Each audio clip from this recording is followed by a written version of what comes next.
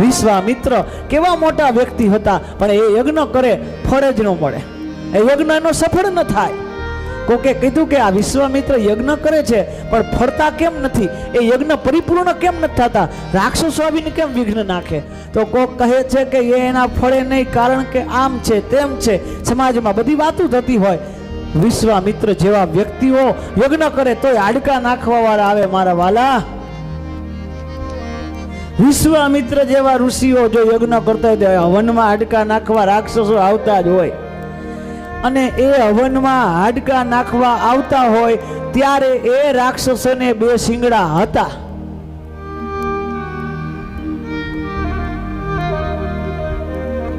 સમજાઈ ગયું? એ યુગમાં એ હવનમાં હાડકા નાખવા આવતા એને 2 શિંગડા હતા, અને હજી ઈ ક્રમ ચાલુ છે.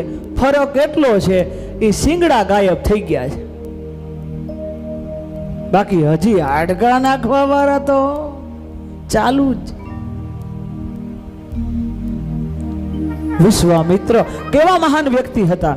રામચરિત્ર માનસ તો કહે છે, વિશ્વામિત્ર મહામુનિ જ્ઞાની, વિશ્વામિત્ર મહામુનિ જ્ઞાની, બસ आश्रम जाने, बस ही सुल आश्रम जाने, जब जोग जग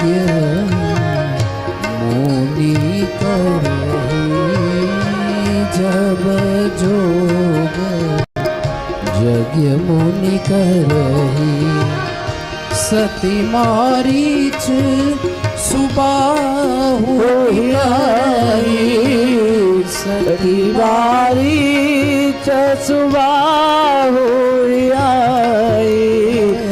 अति बारीच सुबाहु.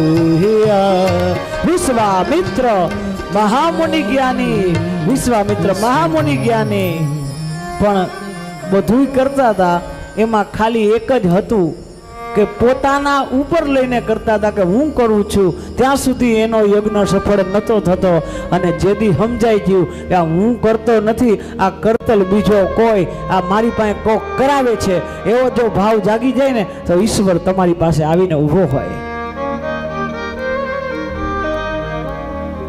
વિશ્વામિત્રએ રામને લઈ આવ્યા, પણ વિઘન નાખવા તો તોય આવ્યા. રામ હતા તો વિઘન નાખવા વાળા તો આવ્યા જ છે, પણ એનો યજ્ઞ સફળ થયો કારણ કે રામને મોર કર્યા હતા. મારા વાલા, ભગવાનને મોર કરવા આપણે નીકળી ન જવું.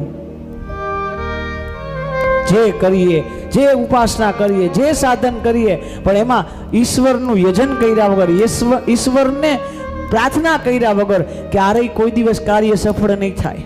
કાર્ય સફળ કરવું હોય તો પેલા ઈશ્વરને આગળ કરવા પડશે. ઈશ્વર મોર હશે.